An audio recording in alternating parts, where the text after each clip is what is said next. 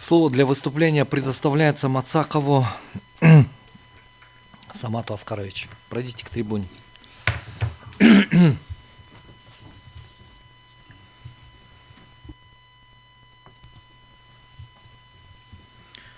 Так, уважаемый суд, поводом нашего обращения именно послужила юридическая неопределенность, именно возникшая именно в законе, который регулировал именно переходные положения этого Уголовного кодекса 2017 года и 2021 года.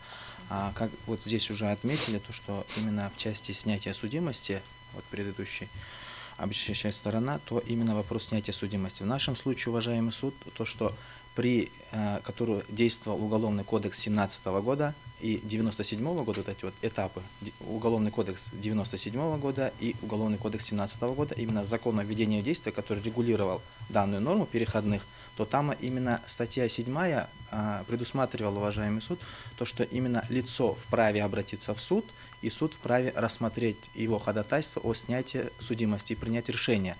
Но именно переходное положение Уголовного кодекса 2017 года и 2021 года, именно статья закона, она как бы уже здесь отменила действие 7 статьи того закона, в связи с чем, уважаемый суд, появился именно юридический факт того, то, что именно отмены права.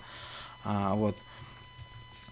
И более конкретно остановлюсь, то, что именно пункт 2 статьи 5 закона Кыргызской Республики о введении в действие Уголовного кодекса, Уголовно-процессуального кодекса и Кодекса о правонарушениях от 28 октября 2021 года, а именно статью 7 и 8 признать утратившим силу.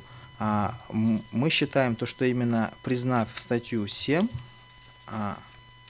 утратившим силу, со стороны законодателя было нарушено именно право граждан, и это противоречит части 2 статьи 56 Конституции Кыргызской Республики. Более подробно хотелось бы отметить то, что само понятие судимости и погашения судимости, сам как бы институт погашения судимости был отражен именно в статье 76 Уголовного кодекса 1997 года, где говорится то, что именно лицо, осужденное приговором суда, по истечении определенного периода оно может быть погашено, либо снято. Снято это уже досрочно. И там есть именно категории преступления. Это небольшой тяжести, менее тяжкие, тяжкие и особо тяжкие. При этом, если лицо вело себя безупречно, не нарушало, само вот это понятие безупречности, конечно, в законе не отражено более подробно, понятие аппарата, но все-таки суд считал, если оно ведет себя безупречно, то мог снимать. А именно действующая норма, она как бы отменила. В связи с тем, то, что в соответствии со статьей, частью 2 статьи 56 Конституции Кыргызской Республики, где указано то, что в Кыргызской Республике не должны приниматься законы, отменяющие или умаляющие права и свободу человека.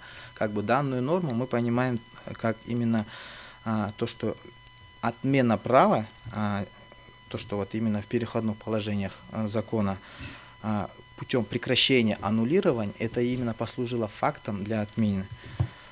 Более того, уважаемый суд, в своем ходатайстве мы и указали юридический факт, то, что лицо обращалось в суд, об этом более как бы факте расскажет моя коллега поподробнее. Вот. Таким образом, уважаемый суд, мы просим признать неконституционным и противоречащим части 2 статьи 56 Конституции Кыргызской Республики к пункту 2 статьи 5 Закона Кыргызской Республики о введении в действие Уголовного кодекса Кыргызской Республики, Уголовно-процессуального кодекса Кыргызской Республики и Кодекса Кыргызской Республики о правонарушениях и внесении изменений в некоторые законодательные акты Кыргызской Республики от 28 октября 2021 года за номером 126, а именно статьи 7 и 8 признать утратившим. У меня как бы все, уважаемый суд. По второму ходатайству тоже сразу? Да.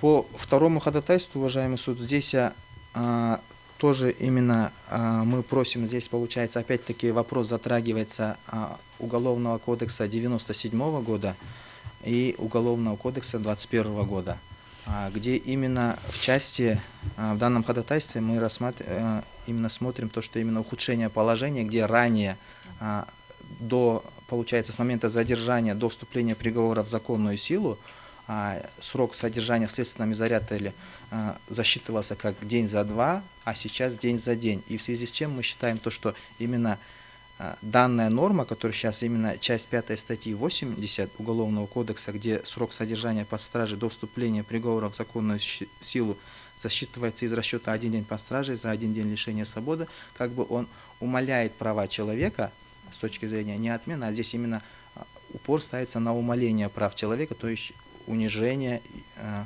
И как бы мы считаем, что именно здесь идет противоречие Конституции. При этом часть 2 статьи 56 Конституции Кыргызской Республики, как я уже сказал, где в Кыргызской Республике не должны приниматься законы, отменяющие или умаляющие права и свободы человека. А под умалением прав и свобод человека я понимаю как принижение значения прав и свобод человека, то есть если раньше был засчет день за два, то сейчас идет день за день. Тем самым законодатель, приравняв условия содержания следственного изолятора и колонии, которые также подразделяются на общий режим, усиленный, там, строгий режим, он приравнял все и сделал как бы день за день. Этим самым мы считаем то, что здесь идет умаление прав человека. При этом, если как бы толковать слово умаление, то здесь я считаю то, что здесь оно и немножко и соприкасается, но и при этом не стоит путать именно умаление прав человека с ограничением прав человека, потому что ограничение прав человека это уже когда идет ограничение в целях там предусмотренной Конституцией, там определенной в целях национальной безопасности, общественной безопасности, да. Но в данном случае я считаю здесь именно идет умаление прав человека. Более того, то, что именно следовательно, то, что часть 5 статьи 80 Кыргызской Республики, она как бы ухудшает права человека, и то, что наша страна как бы признаются гарантии прав и свободы человека и гражданина, то при этом я также отмечаю то, что именно и часть 1 статьи 10 Международного пакта о гражданских и политических правах указывает, что все лица, лишенные свободы, имеют право на гуманное обращение и уважение достоинства, присущего человеческой личности. То есть под этим подразумевается то, что лица же они содержатся в следственном изоляторе, и здесь их идет. Более того, данное отражение данной статьи, оно у нас также и в Конституции отражено, именно в части 4 статьи 56 Конституции Кыргызской Республики, где также говорится то, что никто не может подвергаться пыткам или другим бесчеловечным, жестоким или унижающим достоинством видам обращения. Таким образом, уважаемый суд, прошу проверить часть 5 статьи 80 Уголовного кодекса Кыргызской Республики на конституционность, то есть признать ее не противоречащей статье 55, части 2, 4 статьи 56, части 1 статьи 61 Конституции Кыргызской Республики.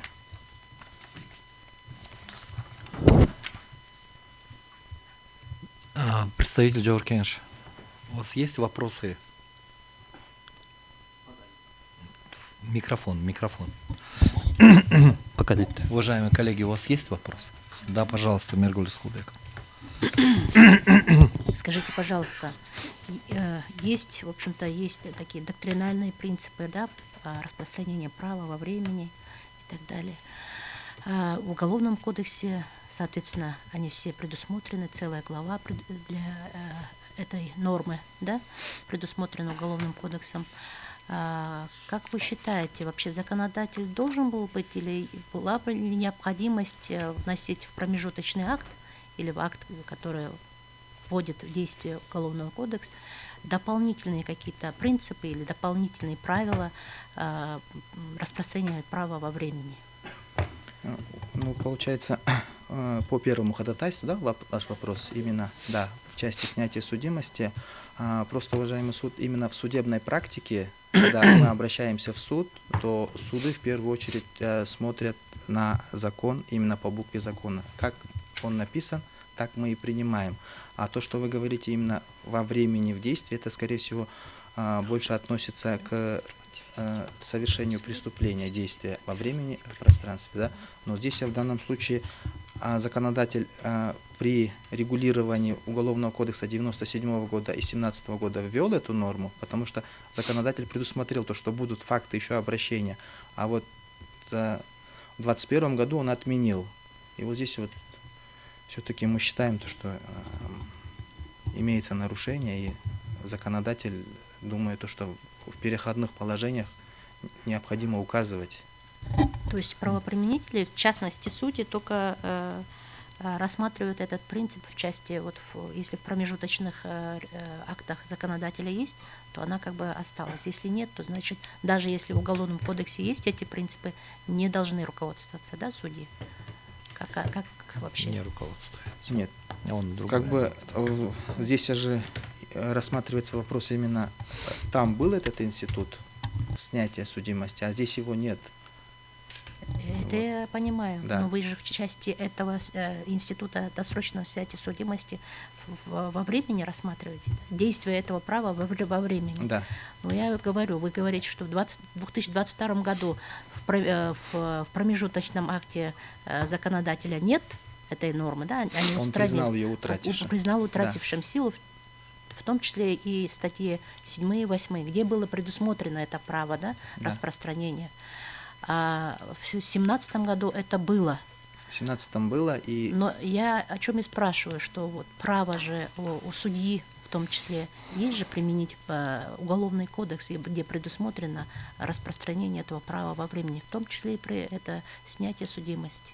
нет уголовно-процессуальный кодекс Кыргызской Республики. Нет, он не именно статьи. предусматривает. Да, он Но не сам предусматривает. принцип, я говорю, вы же принцип, в данном да. случае мы принцип рассматриваем, а не в целом институт снятия судимости, правильно же?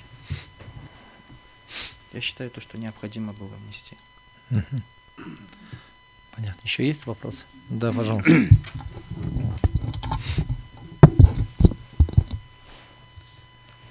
Уважаемый Самат Аскарович, скажите, пожалуйста, вот вы когда говорите о том, что сегодня есть определенная дискриминация в плане того, что один день пребывания в СИЗО должен был приравниваться к 2 дням, значит, пребывания в колониях, да, исправительных колониях. Да. Не кажется ли вам, что легче, может быть, лучше было законодателю вот эти разные условия приравнять, если уж один день в СИЗО к 1 дню отбывания наказания, и вы говорите, что там разные условия содержания, что приравнивается к пыткам, не легче ли вам и всем тем, кто испытывает эти неудобства, да, иметь нормальные условия и в СИЗО, и в колонии? И один день к 1 было бы закономерным. Или же вы ратеете за то, чтобы, пусть даже этот обвиняемый, находящийся в СИЗО, пусть терпит эти невыносимые, как порой, условия, но зато один день за 2. Пусть терпит, да? Вот какая логика у вас здесь? Или законодатели, как вы понимаете? Здесь, смотрите, до вступления приговора в законную силу, согласно Конституции, есть принцип как презумпция невиновности.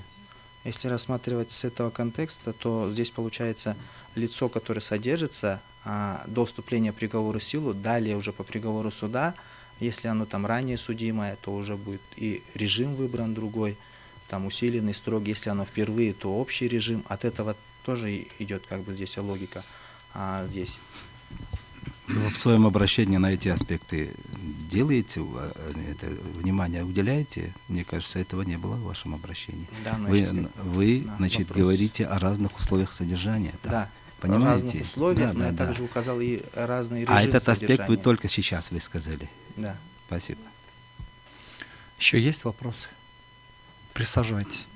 Вопрос. Да. Вот по третьему. Вот скажите, пожалуйста, вот в СИЗО, да, или в других Следственных изоляторах изоляторах. содержания, следственных изоляторах, вот сейчас вы как адвокат же участвуете в различных процессах Да. и видите условия, они такие же, как были раньше, или все-таки условия стали более-менее Такие нормальные, как, ну, сейчас же вопросы ставятся, и чтобы условия содержания соответствовали каким-то международным стандартам. Вот сейчас какова ситуация в этой сфере? Ну, как бы ситуация просто до этого Когда я работал по проекту, по мониторингу закрытых учреждений, это 16-е года, то, что какие они были на тот момент, они на этот момент и остались. Есть даже вопросы и переполненные, то, что следственные изоляторы. Когда там, например, камера предназначена для 4, там 7 и 8 человек содержится, если смотреть на условия. Но это здесь, получается, вопрос ставится частью условия, а здесь у меня больше ходатайство стоит и на условия, и на режим содержания. Режим содержания в колонии, когда идет общий режим, усиленный режим, строгий режим. Мгм. Есть еще вопросы? Присаживайтесь. Спасибо.